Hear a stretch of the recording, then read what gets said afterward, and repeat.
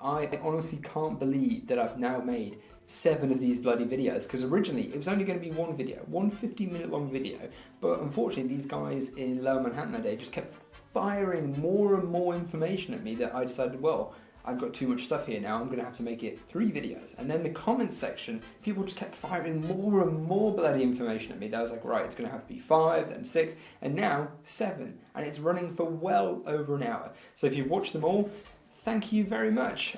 Yeah.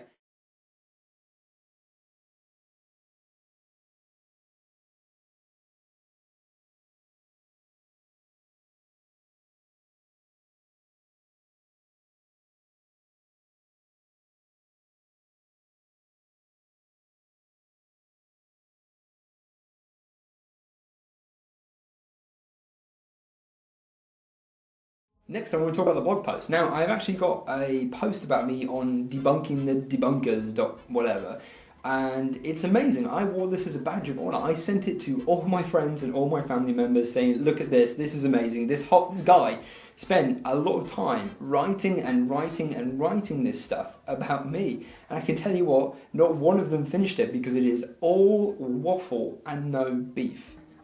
I don't understand how someone can type and talk so long without saying anything.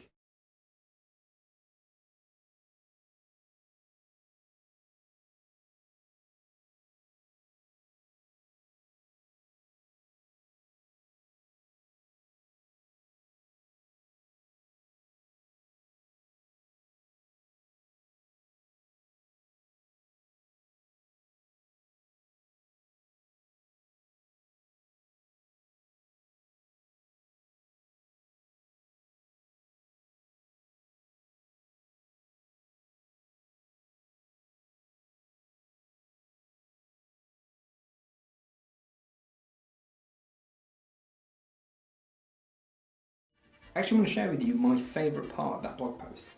Perhaps the most important reason why the material could not have been molten aluminium is that the material actually became white hot. Regardless of what kind of material was glowing, nobody has explained what could have heated it to over 2000 degrees Fahrenheit to get it to glow that bright. Now, this is hilarious because he has an image and it's got these kind of colour things coming over and it shows, oh, it's white, it must be over this many degrees Fahrenheit.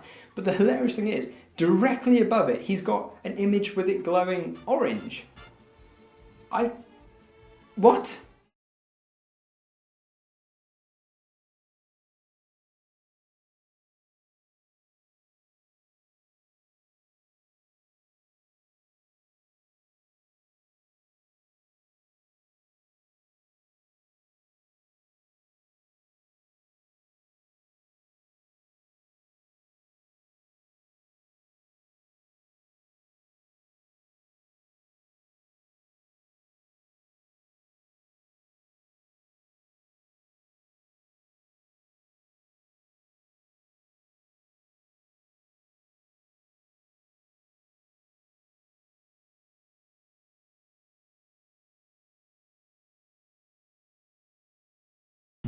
I'm Jim Nesh. I've been in the foundry business for approximately 28 years.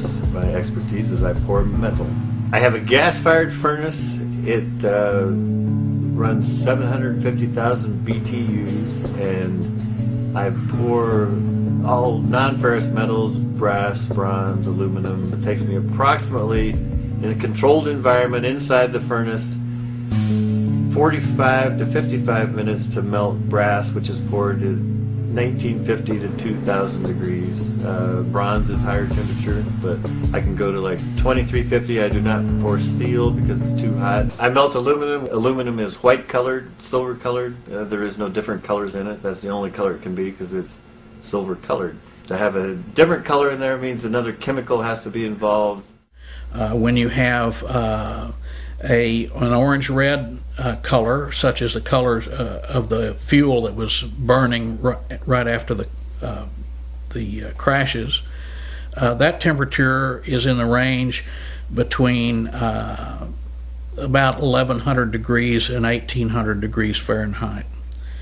If you have thermate is going to be at 4500 degrees, or thermite would be 4500 degrees. and it produces melted iron that is white hot. And so when you see in the video the white hot material coming out of the World Trade Center building, that cannot be anything but a thermite type reaction. Some people have said that perhaps that material was molten aluminum. There's a big problem with that. When aluminum melts at a very low temperature, it does melt at a very low temperature compared to steel. And when it melts, it does not glow or radiate a color. It looks just almost like it did when it was a solid piece of aluminum. It's just a silver colored liquid. And so you can't get that very white hot color with aluminum. That's what we want to talk about. What is that orange flowing material? This concluded that the source of the molten material was aluminum alloys from the aircraft. This is a steel pot with aluminum flowing out of it. The pot, the steel container there, we heated up to yellow, orange hot, as you can see. This is close to 1,000 degrees centigrade.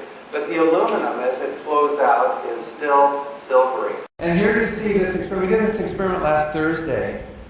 I had done it once before, but here we have a couple feet now of this flowing material. So this is just from the thermate actually, yeah? And when you add sulfur, then the term for this reaction is thermate instead of thermite. So that's what we say, thermate. Molten iron and sulfur flowing out then, and you can see it. What is the color? Orange-ish, right? It's yellow-orange. Okay, so here's what. So what does it look more like, this poured out? So I leave it to you to decide. This flowing orange-colored material, yellow-orange, as it flows out of the South Tower with white ash drifting away, does it look more like liquid aluminum? Or does it look more like the residue, the molten iron and sulfur and white ash that we get from the thermate reaction? See, it's helpful to actually do experiments. Yeah, it is.